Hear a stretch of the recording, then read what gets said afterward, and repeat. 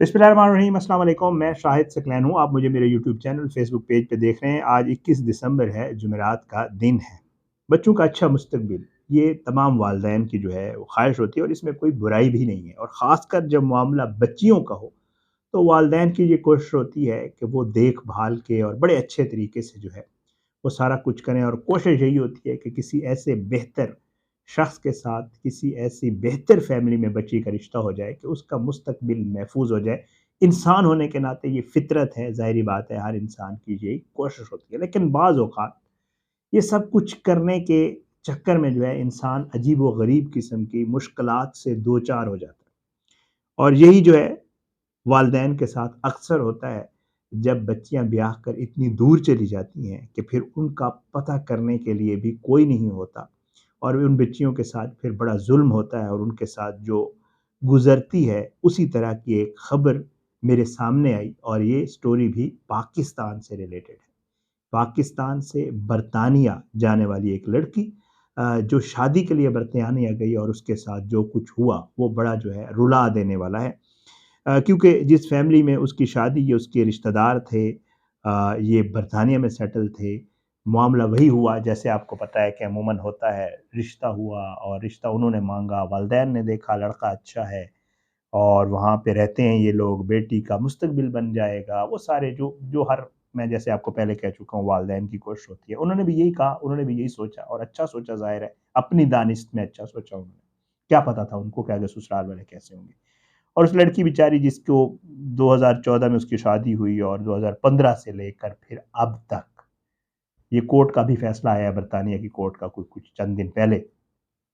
तब तक उस लड़की के साथ जो कुछ गुजरी उसका कुछ खुलासा मैं आपके सामने आज की इस वीडियो में रखूंगा। और फिर वालिदैन के लिए, जो वालिदैन जिनकी बच्चियां हैं और जो अपनी बच्चियों को शादी करने जा रहे हैं, ब्याने जा रहे हैं,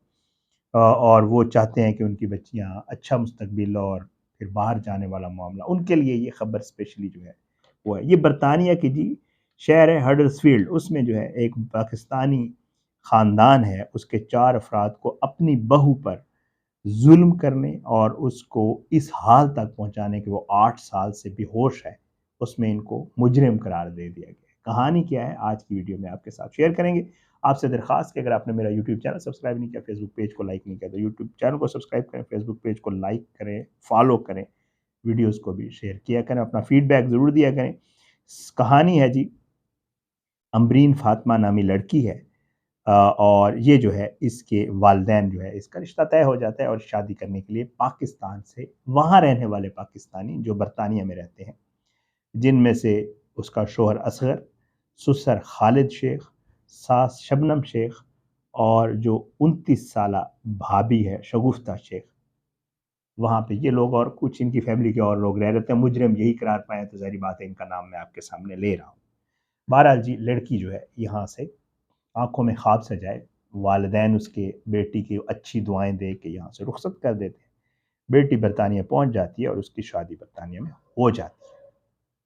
इस लड़के असगर शेख के साथ, ये 30 साल का होता है, अपना कारोबार करता है। वहाँ पे ये होता है कि तकरीबन सन 2014 में ये शादी होती है। बताया यही गया, कोर्ट में जो चीज़ें आई हैं वो मैं आपके सामने रख देता हूँ। कोर्ट में जब ये केस चला, कोर्ट में कैसे केस चला, ये भी बड़ी इंटरेस्टिंग स्टोरी है, ये भी आगे आपको पता चल जाएगी। ये लड़की वहाँ जाती है तो कोर्ट में ये पता चला है कि 2014 में इसकी शादी होती है और 2014 अगस्त में ही कहीं जाकर जो है इसको जो है, इनके हालात जो है ख़राब होना शुरू हो जाते हैं, इनके आपस में तल्लुकात में तनाव आना शुरू हो जाता है। लड़की यहाँ से जा चुकी होती है, वालिदैन उसके इतना ज़्यादा राब्ते में नहीं होते, ससुराल के वो रहम करम पे होती है, मामला ठीक नहीं होते उसके। बहरहाल जी, रॉबर्ट स्टैन स्मिथ जो हैं, ये इस प्रोसिक्यूटर हैं, उन्होंने कहा कि अम्बरीन जो है ये जुलाई 2015 के आखिर तक ये घरेलू मामला, झगड़ों और इन सारे मामलात पे जो है वो अच्छी खासी कमज़ोर हो गई। उसको खाना नहीं दिया जाता था, उसको जुल्म किया जाता था, उसके ऊपर तशद्दुद का भी कहा गया, उसके ऊपर किया जाता था और उसको भूखा रखा जाता था। ये अदालत में बाकायदा बताया गया, बहू बना के ले गए, बेटी बना के ले गए और फिर उसको वहाँ ये सारा कुछ होता है उसके साथ। 1 अगस्त वाले दिन, 1 अगस्त 2015 को, अब शादी हुई 14 के अवाखिर में, साल हुआ तकरीबन ना, 1 साल। तो 1 साल के दरमियान 1 अगस्त 2015 को जो इसकी लड़की की जो है भाभी होती है, वो एम्बुलेंस सर्विस को कॉल करती है और उसको ये कहती है कि जी हमारे घर में अम्बरीन नामी लड़की है, जो ज़ाहिर बात है यही है, وہ ٹھیک سے سانس نہیں لے پا رہی تو آپ آئیں۔ آپ کو پتہ ہے دوسرے ممالک میں پھر ہمارے والا معاملہ تو ہوتا نہیں ہے، وہ تو پورا سارا کچھ چیک کرتے ہیں۔ بہرحال جی پیرامیڈکس والے جو آئے ہیں، جب آئے تو یہ لڑکی جو ہے، یہ وہاں پہ پیرامیڈکس کا سٹاف ہوتا ہے جو ایمبولینسز لے کے آتا ہے، وہ کہتے ہیں کہ جی لڑکی جو ہے انہیں بے ہوش ملی، اور وہ خاتون کو جب ٹریٹ کرنے لگے تو انہوں نے چیک کیا کہ خاتون کے جسم کے اوپر اور اس کی جو بیک سائڈ ہے اس پہ جو ہے کسی چیز کے جلانے کے نشانات ہیں، جیسے اس کو جلایا گیا ہو۔ تو ان کو تھوڑا سا شک ہوا کہ یہ کام تھوڑا خراب ہے اور یہ معاملہ اتنا سادہ نہیں ہے، صرف سانس لینے کی تکلیف نہیں ہے، اور معاملہ بھی کوئی ہے۔ اب اس کے بعد جی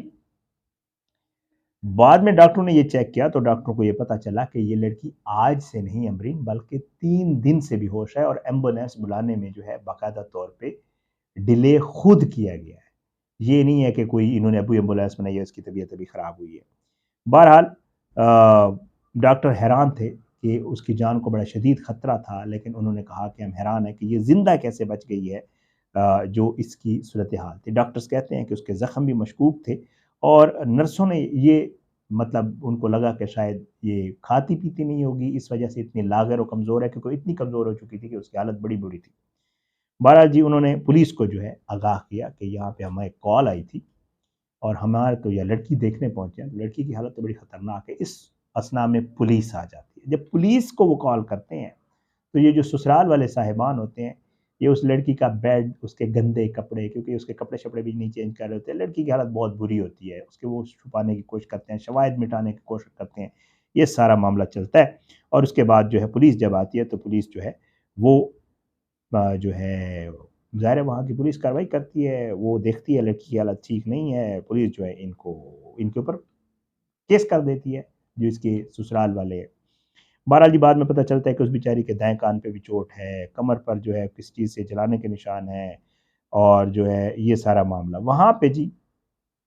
اس کے جو سسرال والے ہیں وہ کہتے ہیں کہ جی اس کو تو شوگر کی شکایت تھی اور اس نے شاید کوئی غلط گولی کھا لی ہے، اور جو ہے یہ جو ہے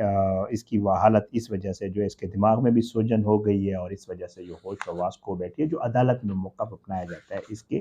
جو سسرال والے ہیں ان کے جو ہے اس کی وجہ سے ان کے وکیل کی طرف سے۔ لیکن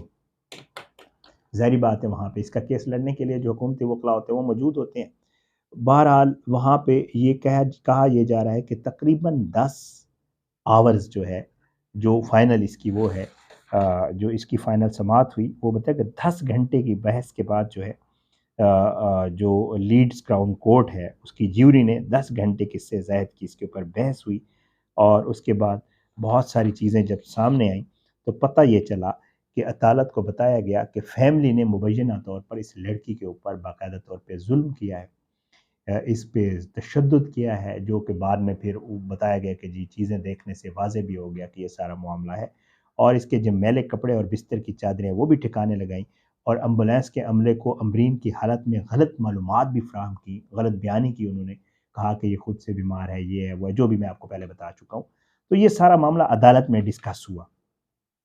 اور پھر یہ بھی کہا گیا کہ انصاف کی راہ میں خلل ڈالنے کی کوشش بھی کی گئی، یہ بھی الزام اس فیملی کے اوپر لگایا گیا اور پورا ایک کیس بنایا گیا، اور یہ کیس چلا۔ اس کے بعد استغاثہ نے یہ الزام عائد کیا کہ ایمبولینس کو بلانے سے پہلے ملزمان نے امرین کی اس حالت کو چھپانے کی بھی کوشش کی، اور پولیس نے اس گھر میں رہنے والے خاندان کے تمام افراد سے پوچھ گچھ کی، لیکن کسی نے بھی وضاحت نہیں کی کہ یہ اصل معاملہ ہے کیا۔